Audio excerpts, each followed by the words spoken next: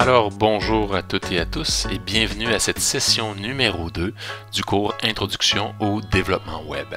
Donc le plan initial c'était de découvrir le HTML, par la suite le CSS, écrire du code et valider le code. Donc avant de s'attarder au CSS, je crois que ça vaudrait vraiment la peine de poursuivre notre compréhension et connaissance du HTML. Donc, je vous avais fourni un fichier, exemple 1.html. On avait vu la structure du fichier HTML qui est en fait un arbre. À la racine, on a la balise HTML. À l'intérieur, on a deux balises, la balise head pour en tête et la balise body. Et la balise body va contenir le contenu de mon site web qui va être affiché à l'utilisateur. On a vu plusieurs balises, entre autres la balise P pour faire un paragraphe, la balise H1 pour des titres de niveau 1, 2, 3, donc il y a le H1, H2 pour un titre de niveau 2, et ainsi de suite, H3 jusqu'à H6. On a vu qu'il y avait des balises B pour mettre en gras, des balises BR pour faire des sauts de ligne, EM pour mettre l'emphase et retrouver des mots en italique. Donc on avait vu toutes sortes de balises. Puis on avait vu sur la référence qui des balises, il y en a tout un tas. On peut les voir ici, là. Je défile doucement. Tout ce que vous voyez dans le menu de gauche, ce sont des balises HTML qu'on peut utiliser pour concevoir des sites web. Donc, il y en a plusieurs. Et je vous avais lancé le défi d'essayer certaines de ces balises-là, de les découvrir et de voir qu'est-ce que ça donne. Donc, encore une fois, on pouvait cliquer sur une balise en particulier et voir le code qu'on peut utiliser. On peut faire un copier-coller, venir le mettre ici, sauvegarder le document, revenir dans le navigateur, actualiser. On peut faire CTRL-R pour actualiser la vue du navigateur. Et là, ce qu'on peut voir, c'est qu'ici, il y a la balise code, C-O-D-E, qui est utilisée pour identifier un mot qui appartient à un langage de programmation. Donc, on peut voir que la police est différente. Donc, vous avez peut-être expérimenté. Et donc, ce que je propose de faire pour ce document-là, finalement, c'est de l'améliorer comme si on faisait une vraie page web. Donc, ce que je vais faire, premièrement, là, le document s'intitule Index et exemple 1.html. Donc, ce que je vais faire, c'est l'enregistrer. Enregistrer ça, je vais donner un nouveau nom. Sur le bureau, simple. Je vais l'appeler diète basée sur les plantes.html. Donc, ça commence par un nom de fichier qui est significatif. Donc, je l'appelle diète basée sur les plantes. Ici, on va l'appeler diète basée sur les plantes.html. Puis, j'utilise le tiret. On va éviter les espaces dans les noms de fichiers, puis on va tout mettre en minuscules, idéalement. Et le fichier va se terminer par .html. L'auteur, c'est toujours valide. La date, c'est toujours valide. Donc, titre de la page, ben, on pourrait réutiliser diète basée sur les plantes. Et ici, ben, on va supprimer le paragraphe qui n'est pas utile. On va, encore une fois, ben, je trouve que c'est pertinent d'avoir un titre de niveau 1 qui s'intitule diète basée sur les plantes. Puis après ça, on pourrait avoir plusieurs sections. Les légumes. On pourrait avoir une autre section qui est axée sur les protéines. On pourrait avoir une autre section qui est basée sur les noix, puis une autre sur les graines. Donc, on va se retrouver avec plusieurs sections qui vont décrire les différentes bases, les éléments essentiels pour avoir une diète basée sur les plantes. Puis, on pourrait avoir une section qui démontre les avantages sur la longévité. Puis, avantages sur la santé personnelle et avantages pour la santé de la planète. Donc, on va se retrouver avec un site web qui a vraiment plusieurs sections. Et on voit que le H1, c'est vraiment le titre principal de ma page. on voit que la balise title utilise le même titre. Et là, on va avoir plusieurs sous-sections. Et éventuellement, dans ces sous-sections-là, on va avoir des paragraphes. Donc ici, on va avoir un paragraphe. Puis, idéalement, je préférais qu'on ouvre les balises et qu'on les ferme. Donc, on avait vu la structure d'une balise ouvrante avec le plus petit, le plus grand. Et on va aussi vouloir avoir la balise fermante, comme ça. Donc, ça indique que la balise s'ouvre et qu'elle se ferme un peu plus loin. Donc, tous les légumes sont importants.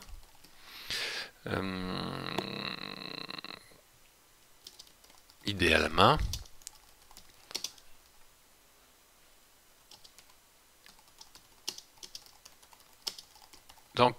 consommer des légumes de plusieurs couleurs. Donc, ce qu'on veut, c'est pas juste manger des feuilles vertes, mais on voudrait aussi avoir des piments jaunes, des piments rouges, des champignons, des brocolis, des fruits, des légumes, de toutes sortes de couleurs, du chou rouge, de la betterave. Donc, ce qu'on veut, c'est une variété de couleurs.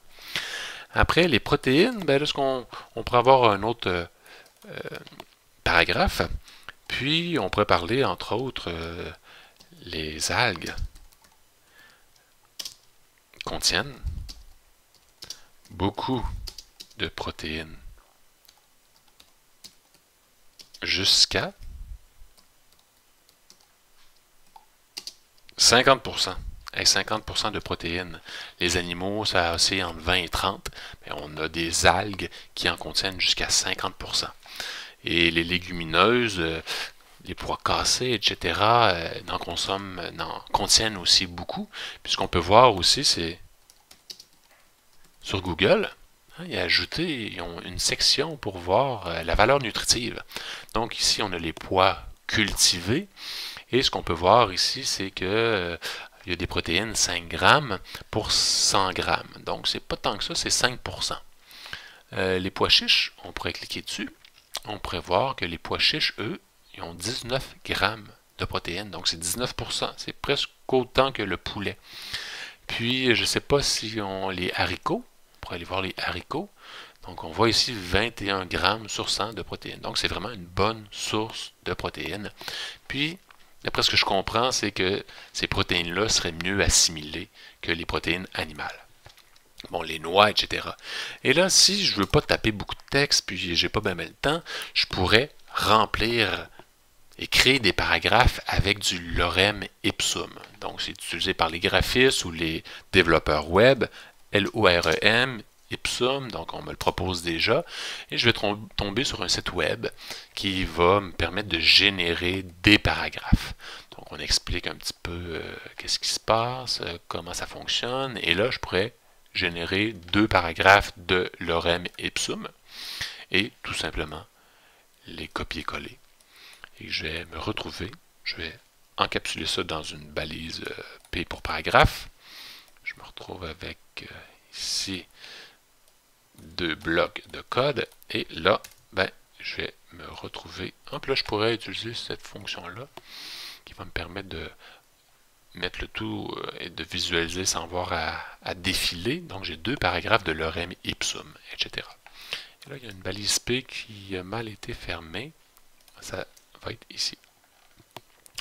Après ça, les graines, les différentes graines qui sont bonnes pour la santé. J'ai juste en anglais le flaxseed. On va y aller avec FX. On va le traduire en la graine de lin. Donc, on pourrait avoir une sous-section qui traite de la graine de lin. Sur Notepad++, j'aime bien le CTRL-D qui me permet de dupliquer une ligne. Et là, je me retrouve avec un H2, mais ce n'est pas un H2 que je veux, c'est un H3. Donc, je voudrais détailler les graines de lin en particulier. Donc, ça va me permettre d'avoir une sous-section. Avantage sur la longévité. Et là, ici, on a des items qu'on aurait pu vraiment besoin. Oui. Et là, j'ai finalement une image. Mais l'image de frites ne me plaît pas vraiment. Donc, ce que je vais faire, c'est que je vais trouver sur Internet une image libre de droit, parce qu'il y a beaucoup d'images sur Internet, beaucoup de vidéos, beaucoup de contenu, mais je ne peux pas tout simplement faire un copier-coller, surtout sans mettre la référence.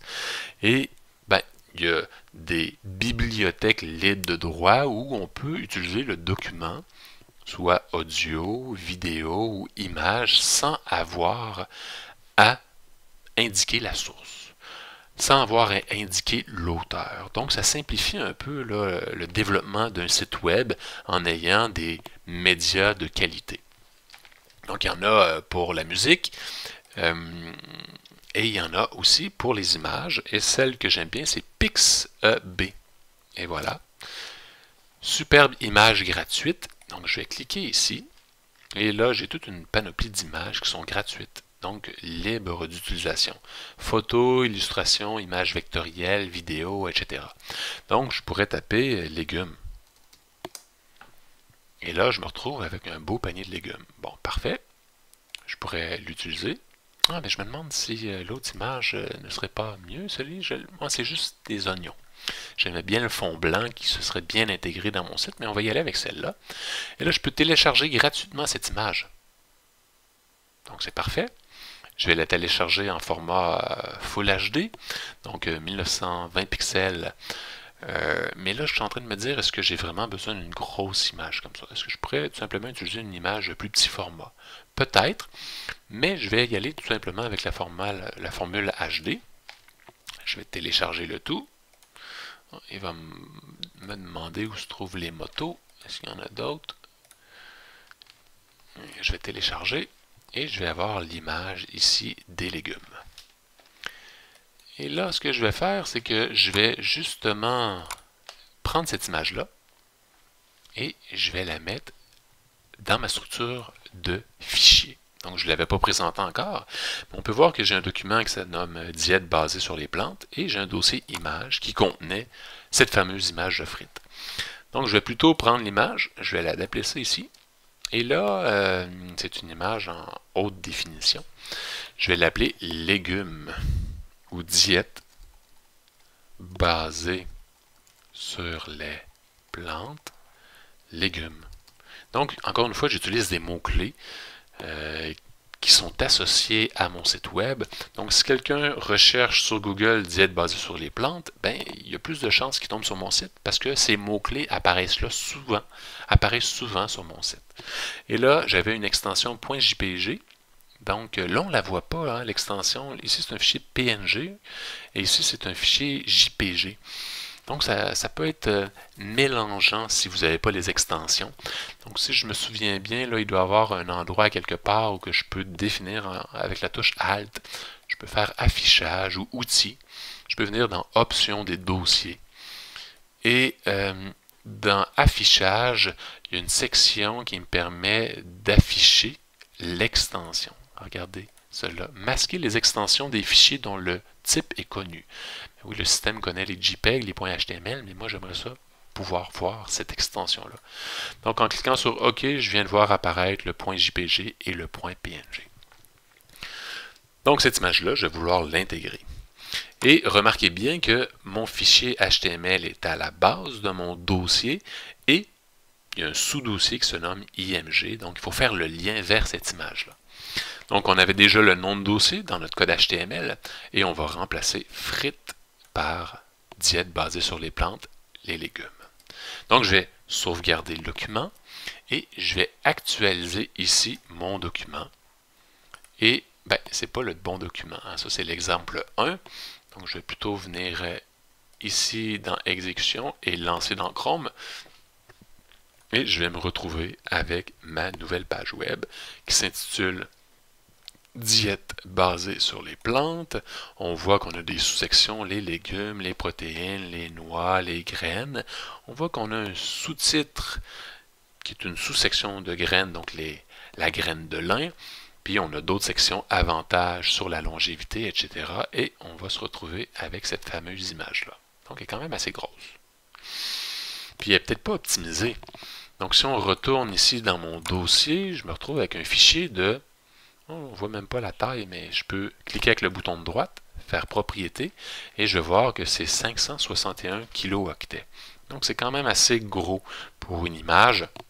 Donc ce que j'aimerais faire pour optimiser et diminuer mon empreinte écologique, c'est de diminuer la taille de cette image-là ou le poids de cette image-là. Donc, en Full HD, c'est le fun parce que Google il dit il y a des images de haute qualité et ça pourrait attirer les utilisateurs. Mais c'est peut-être pas utile pour les gens sur mobile qui n'ont pas d'écran Full HD.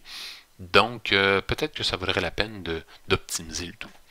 Pour optimiser le tout, j'aime bien le logiciel IrfanView. C'est un freeware qui se trouve sur Internet.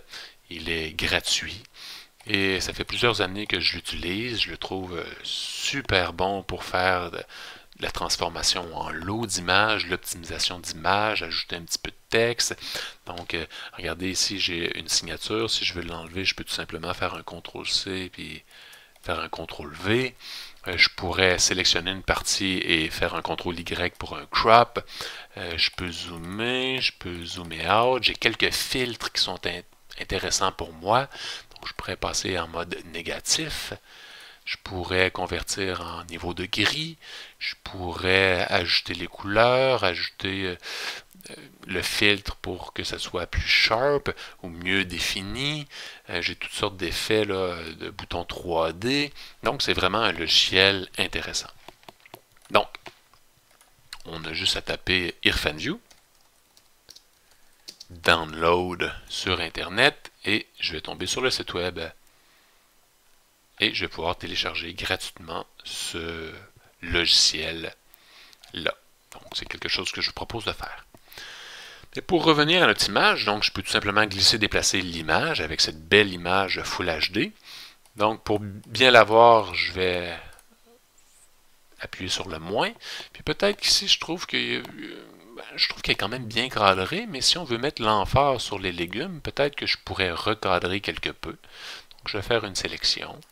Je vais faire CTRL-Y. Et là, je peux faire CTRL-R pour redimensionner. Donc là, on a une image de 1176 pixels. Je pourrais y aller à 960. C'est comme un standard. Souvent, on a des images de cette taille-là. Je pourrais faire OK. Peut-être que parfois, je vais faire Shift-S pour ajouter une petite touche de Sharpen ou pour accentuer les contours. Et par la suite, je vais sauvegarder le tout. Donc, je vais sauvegarder en tant que. Et là, je vais plutôt me retrouver sur mon bureau, dans le logiciel, dans le dossier 3W, dans le dossier IMG, et je vais avoir cette image-là. Je vais peut-être ajouter 960 pixels pour dire que c'est en format réduit. Et là, lorsque je sauvegarde mon JPG, je peux définir la qualité. Est-ce que je veux une très bonne qualité, donc le fichier va être plus lourd, ou je veux diminuer la qualité, donc à 60, je pense que ça pourrait me donner un bon résultat. Puis ici, il y a d'autres options. On sait qu'à l'intérieur d'un fichier JPEG, souvent, il y a des informations dans une entête qu'on appelle EXIF. Donc, on pourrait retrouver le nom de l'auteur dedans. On ira voir par la suite le nom de l'auteur, la résolution de l'image, la date à laquelle elle a été prise, est-ce que le flash est activé, le temps d'exposition, les coordonnées GPS de l'image. Donc, il y a tout un tas d'informations. Peut-être qu'on veut les laisser là, mais peut-être qu'on veut les éliminer ou les garder. Donc, ça va être libre à vous de déterminer ce que vous voulez faire. Et j'aurai aussi la possibilité de le sauvegarder en PNG. Donc, il y a d'autres formats du web qui sont compatibles que je pourrais utiliser, mais pour ce type d'image-là, qui est une photo, le JPEG est encore très pertinent. Donc, il devrait faire un bon travail de compression. Donc, j'enregistre et je vais donc me retrouver avec une nouvelle image. Et cette image-là a 83 kilooctets. Donc, c'est beaucoup moins que l'image initiale. Et si on regarde la qualité, en l'ouvrant, on voit que la qualité elle me convient. L'image est tout de même belle. Et allons voir avec IrfanView finalement l'image originale. Avec la touche I, je suis capable d'aller voir dans les EXIF, mais il n'y a pas d'information EXIF. Mais on peut tout simplement voir que c'est une image de 24 bits par pixel. Cette fois-ci, la taille qu'elle prend sur le disque, décompressée en mémoire, c'est 7 mégaoctets. Il y aurait la possibilité d'ajouter des commentaires et il y a la possibilité d'avoir des informations IPTC où on peut spécifier la catégorie de l'image, des mots-clés associés à l'image, les crédits, l'origine, etc. Mais on n'a pas les informations EXIF. L'utilisateur les a retirées. Donc, je ferme Irfan View. Donc, il m'a bien servi, il m'a permis de redimensionner une image et de la sauvegarder. Donc, maintenant, je vais plutôt utiliser cette image-là qui est optimisée. Donc, je vais venir ici et remplacer le nom. Je vais sauvegarder, je vais actualiser ma page et on peut voir que c'est la nouvelle image qui est plus petite.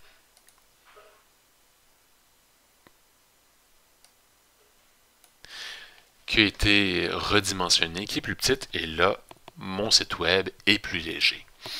Et pour terminer, donc pour terminer, je voudrais vous montrer ici un outil très utile fourni dans Chrome, l'onglet Inspecter.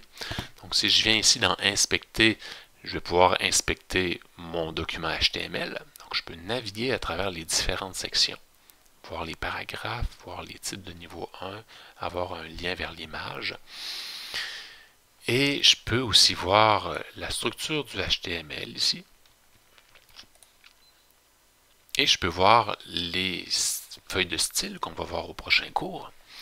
J'ai une console de développeur, j'ai les éléments sources et je peux voir aussi dans l'onglet Réseau le temps de chargement que ça a pris pour charger ma page web.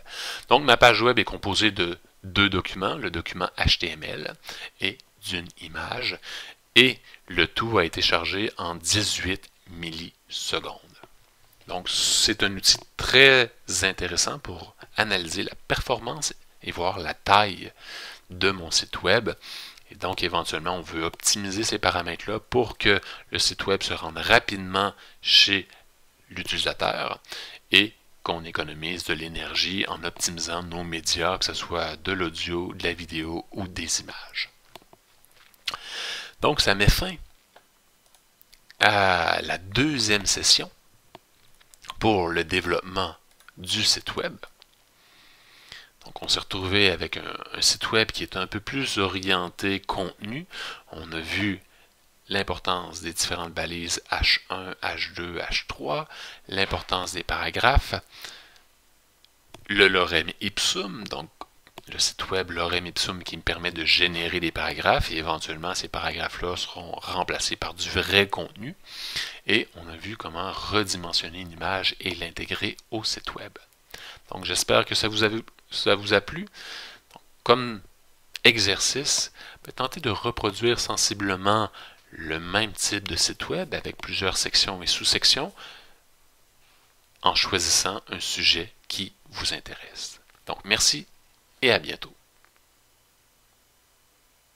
They shut their gates at sunset, after that you can't get out. You can see the bigger picture, find out what it's all about. You're open to the skyline, you won't wanna go back home. In a garden full of angels, you won't ever be alone. But oh, the road is long, the stones that you are walking on have gone. With the moonlight to guide you, feel the joy of being alive. The day that you stop running is the day that you arrive. And the night that you got locked in was the time to decide. Stop chasing shadows, just enjoy the ride.